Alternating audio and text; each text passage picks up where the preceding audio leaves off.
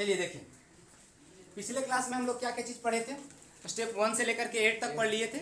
यानी टेंस क्या होता है इसके बारे में हमको जानकारी हो गया था कि टेंस क्या होता है और वो किस किस चीज़ से बना हुआ है, उसको रिप्रेजेंट कैसे करते हैं, टेंस को रिप्रेजेंट कैसे करते हैं, कौन सा चीज़ से, वर्ब से, है ना। टेंस को वर्ब से रिप्रेजेंट करते हैं।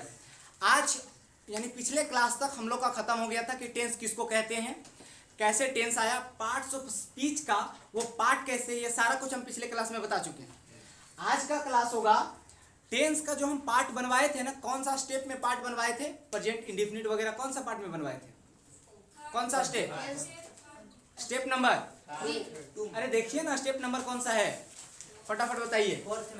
स्टेप नंबर 4 में बताए थे कि टाइम मेरा 3 प्रकार का होता है और एक्शन 4 प्रकार का होता है, तो 4 गुना 3 12 प्रकार का हो जाएगा टेंस, समझे कि नहीं। हम पूरा बताए थे कि कैसे कैसे टेंस आ रहा है।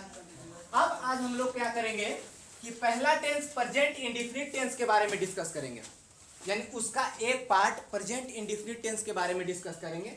एक बात बताइए कि प्रेजेंट का मतलब क्या हुआ, प्रेजेंट वर्ब का कौन सा रूप से प्रेजेंट दर्शाया जाता है, फर्स्ट वर्ब से हम ये बता चुके हैं। वर्ब का पहला रूप यानी फर्स्ट फॉर्म ऑफ वर्ब से क्या दर्शाते हैं हम लोग, प्रेजेंट। और इंडेफिनिट क्या कहता है, यानी कहने का मतलब अनिश्चितता, यानी सिंपल, यानी कहने का मतलब अगर कोई सेंटेंस है, अगर कोई सेंटेंस है उसमें केवल और केवल एक ही मेन वर्ब है और वो फर्स्ट फॉर्म ऑफ वर्ब है, तो वो किस में आ जाएगा, प्रेजेंट इंडेफिनिट टेंस में। हम बताए थे कि कौन सा सेंटेंस किस टेंस का है, वो हम अलग तरीके से बताए थे कि कैसे डिसाइड करना है। ये नहीं कि ता है, ती है, ते है, ये सब नहीं बताए थे हम ये बताए थे कि वर्ब के रूप से यानी कितना वर्ब उस सेंटेंस में है और उस सेंटेंस में जितना वर्ब है उस सेंटेंस के अनुसार से हम बताए थे कि वो प्रेजेंट इंडेफिनिट में है या प्रेजेंट कंटिन्यूअस में है या प्रेजेंट परफेक्ट में है ना।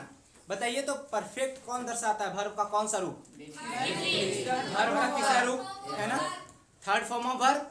अच्छा एक बात बताइए, पास्ट किसको दर्शाता है, पास्ट दर्शाने के लिए सेकेंड फॉर्म ऑफ वर्ब चाहिए हमको। अच्छा फ्यूचर दर्शाने के लिए कौन सा वर्ब, फ्यूचर दर्शाने के लिए हमको प्रेजेंट टेंस वाला ही वर्ब यानी V1 ही उपयोग करना पड़ता है और वही जैसे प्रयोग करते थे वैसे ही करना पड़ता है, लेकिन हमको उसमें मॉडल वर्ब का प्रयोग करना पड़ता है, मॉडल हेल्पिंग वर्ब। और कितने हैं मेरे मॉडल हेल्पिंग वर्ब, कितना बताए, 2 हम बताए थे, एक शैल और एक विल। अब यहाँ देखिए प्रेजेंट इंडेफिनिट टेंस में नॉर्मली आप लोग पहले भी पढ़े होंगे, टेंस जब थोड़ा मोड़ा भी पढ़ाया गया होगा तो जानते होंगे कि अफर्मेटिव सेंटेंस, SENT, सेंट नहीं, सेंट मतलब सेंट मतलब परफ्यूम नहीं, सेंट का मतलब सेंटेंस है ना। थोड़ा सा लिखे, यस लिख करके छोड़ देंगे यानी क्या मतलब सेंटेंस बता देंगे कि क्या मतलब होता है। जैसे सब लिख करके छोड़ दिए, सब मतलब सब कोई नहीं, सब्जेक्ट, ठीक है ना। यानी अफर्मेटिव सेंटेंस का मतलब कि उसको बनाने का स्ट्रक्चर है कि कैसे बनाया जाएगा। अफर्मेटिव सेंटेंस को हम लोग कैसे कन्वर्ट करेंगे, तो उसके बनाने का तरीका हम लोग का क्या है, सब्जेक्ट लगाएंगे, उसके साथ V1 लगाएंगे या तो फिर जो V5 कहते हैं ना, V1 प्लस यस या ES लगाएंगे, नहीं यस या ES लगाएंगे और उसके बाद जो भी एक्स्ट्रा चीज है वो सारा कुछ लगाएंगे। एक बात ध्यान रखिएगा, बात यह है कि आप लोग अपने कीजिएगा। और दूसरी बात यह है कि सब्जेक्ट के साथ V1, सब्जेक्ट के साथ V1 तब लगेगा जब जो सब्जेक्ट है ना वो प्लुरल फॉर्म में रहेगा। यानी सब्जेक्ट अगर प्लुरल सब्जेक्ट है, अगर प्लुरल सब्जेक्ट है तो V1 लगेगा और अगर सिंगुलर सब्जेक्ट है तो V1 के साथ यस या ES जुड़ करके आएगा। बात समझे कि नहीं समझे, यस किसके साथ जुड़ करके आता है, ES किसके साथ जानते हैं आप लोग, यस किसके साथ, यस किसके साथ जुड़ करके, अरे भैया सिंगुलर के साथ हम जानते हैं, यस किसके साथ और ES किसके साथ, अच्छा हम बोलते हैं रीड, तो रीड्स होगा कि READS होगा या कि READES होगा, केवल यस होगा। यानी कैसे डिसाइड करते हैं, मार के हड्डी तोड़ेंगे लास्ट में। अरे देहाती लोग बुड़बक, हम जो पूछ रहे हैं वो भी नहीं समझ में आ रहा है। हम पूछ ये रहे ना कि तुम सब कुछ बता रहे हो लेकिन हम जो पूछ रहे हैं वो चीज नहीं बता रहे हो। READS लिखे कि नहीं, एक बात बताइएगा, अगर हम लिखते हैं RADES, गलत की सही? गलत। अच्छा एक और GOS और एक है GOES, कौन सही? नीचे वाला कि ऊपर? नीचे वाला सही है। GOS मतलब ये गैस हो गया, पेट में गैस, ये नहीं मतलब कि ये खराब हो गया, ये खराब हो गया। कैसे डिसाइड कर रहे हो? नहीं पता चल रहा है। अगर लास्ट में वोवेल है तो यस लग गया, वोवेल नहीं है तो यस तो। अच्छा जो पूछते हैं तो ध्यान कहाँ रहता है, जानते हुए भी ये सब छोटा मोटा चीज है। देखिए इधर यहाँ आगे क्या बताया अभी हम कि प्लुरल फॉर्म रहेगा तो क्या लगेगा? V1 लगेगा, और सिंगुलर फॉर्म रहेगा तो V5 जिसको कहते हैं, यानी V1 प्लस यस या ES लगेगा। ये आप लोग पहले से जानते हैं। एक बात ध्यान रखिएगा, थोड़ा सा ये साइड से लिखा गया है कि अगर आई रहा और आई के ब्रैकेट में भी कुछ लिखे हैं, क्या दिख रहा है आप लोग को? स्पीकर। स्पीकर मतलब लाउड स्पीकर? एक्चुअली वही होता है, यानी कहने का मतलब बोलने वाला को स्पीकर कहते हैं, समझे कि नहीं? तो जो स्पीकर अगर आई रहा है, आई दो रूप लेकर के आता है, एक लेटर होता है आई और एक स्पीकर आई होता है। दो चीज और हर बार बता रहे हैं, पिछले क्लास में भी बताए थे कि आई एक स्पीकर होता है और एक लेटर होता है। जब लेटर रहेगा तो वो सिंगुलर कहलाएगा, और जब स्पीकर रहेगा तो वो स्पीकर मतलब मैं, हिंदी में क्या होगा? मैं। समझ गए कि नहीं? यानी आई स्पीकर रहेगा तब भी V1 लगाएंगे। ये सारी जानकारियां आप लोग को पहले से था लगभग, और जिनको नहीं था वो हम बता दिए, ठीक है कि नहीं? नोट में इसको बाद में ध्यान रखिएगा। यहाँ देखिए आई कम या कम्स हेयर ऑन टाइम, क्या होगा? कम या कम्स? कम। आई कम, यानी ये कम्स गलत हो जाएगा, ये कम होगा। कम इसलिए क्योंकि आई यहाँ पर स्पीकर है, आई कोई लेटर नहीं है। और कैसे पता चलेगा कि वो स्पीकर है कि लेटर है? वो सेंटेंस का मतलब अर्थ क्या निकल रहा है, उसका मीनिंग क्या निकल रहा है, उससे पता चलेगा। देखिए पढ़ते हैं हम लोग, आई कम, मैं आता हूँ, मैं आता हूँ यहाँ, ऑन टाइम, मैं टाइम पर आता हूँ। अब एक बात बताइए, आई टाइम पर आता है कि मैं टाइम पर आता हूँ? मैं टाइम पर। यहाँ सेंस नहीं न दे रहा है। आई अगर बोले लेटर, यानी ABCD का लेटर जो है वो टाइम पर आता है। कब टाइम पर आता है भाई? ये लॉजिकली ठीक लग रहा है क्या? नहीं लग रहा है, समझे कि नहीं? तो यहाँ आई का मतलब मैं हुआ, आई कम, मैं आता हूँ यहाँ पर टाइम पर, यानी कि मतलब कम सही है और कम से गलत। अभी बताएं स्पीकर के साथ V1 लगता है, और ये क्या है? V1 नहीं है, V1 प्लस यस या ES है। एक बात बताओ, ये सिंगुलर की प्लुरल? ये सिंगुलर, ये प्लुरल है, ये सिंगुलर। Very good. अगर हम यहाँ देखें आई रिप्रेजेंट्स या represent a letter, I represents या रिप्रेजेंट अ लेटर? रिप्रेजेंट्स।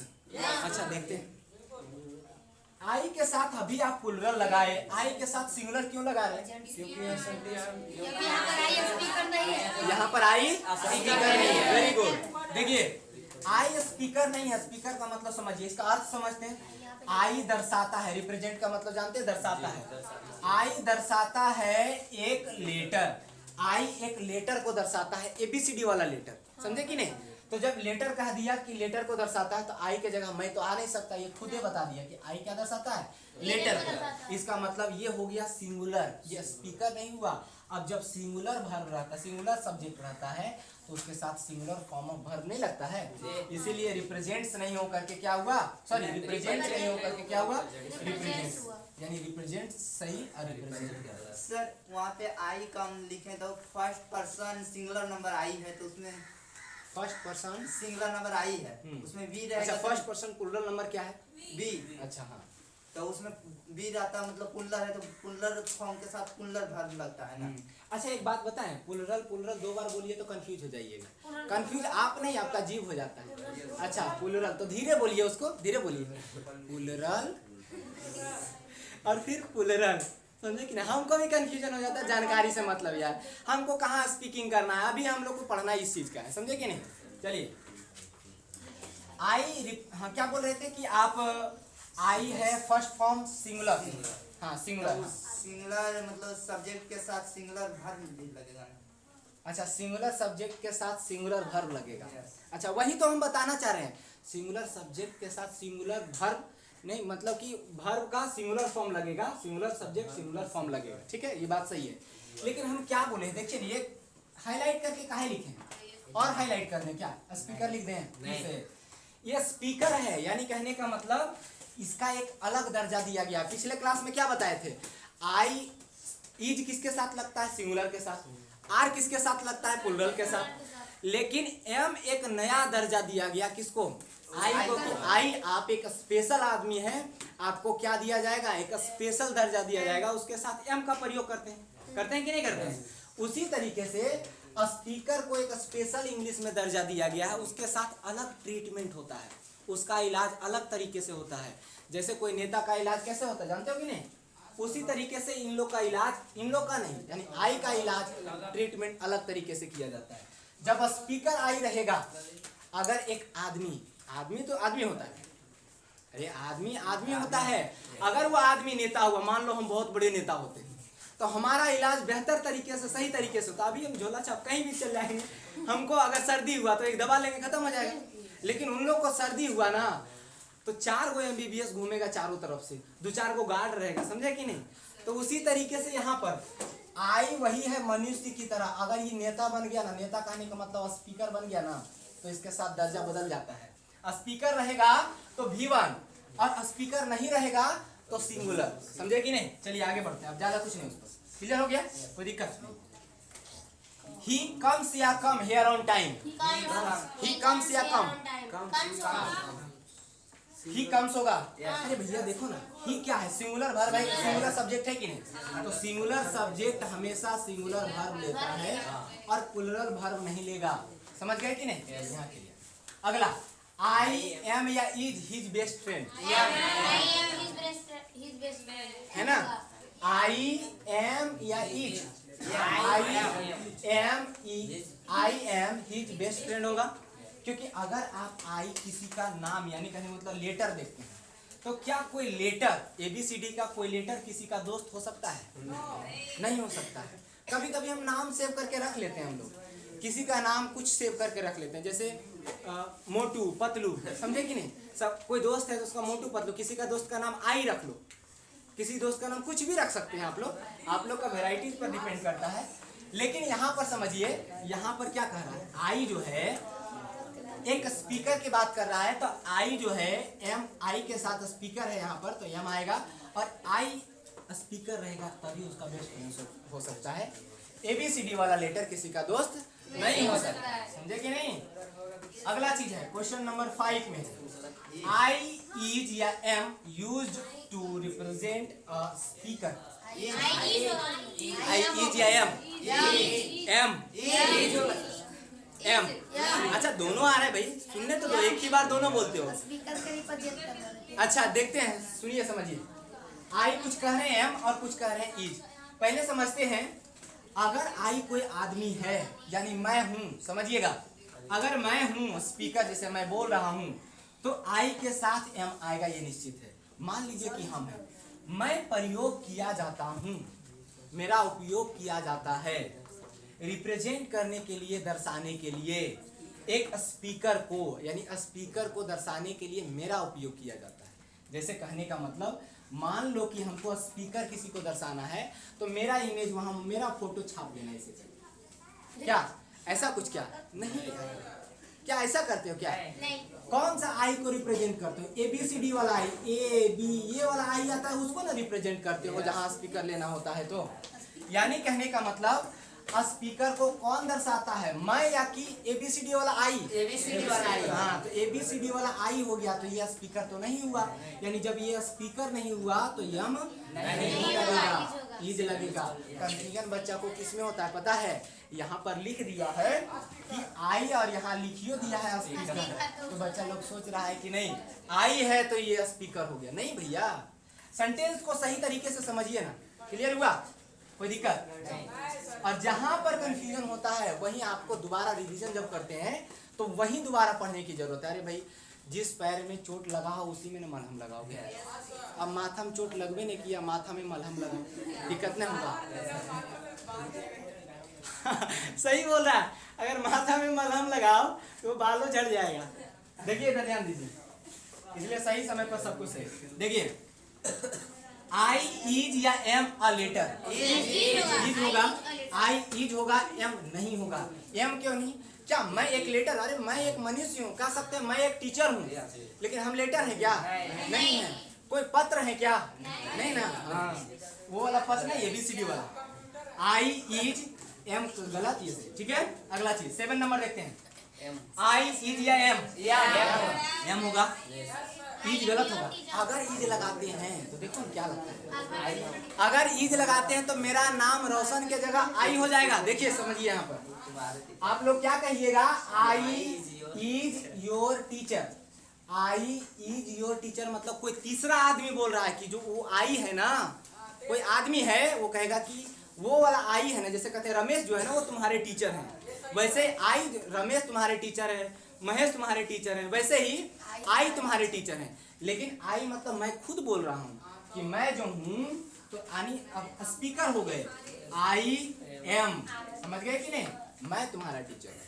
अरे मैं तुम्हारा टीचर नहीं, हो गया। अगला चीज नोट में देखिएगा, समझिएगा। नोट कह रहा है आई स्पीकर को दर्शाता है, तब आप V1 लगाइए, प्लूरल फॉर्म लगाइए, और जब आई लेटर को दर्शाता है तब आप क्या लगाइए, सिंगुलर फॉर्म लगाइए। क्लियर हो गया, किन्हीं को कोई दिक्कत? आगे बढ़े। ये हमारा अफर्मेटिव सेंटेंस वाला खत्म हुआ। आगे हम लोग लिखते हैं, इसको इरेज करते हैं, ठीक है।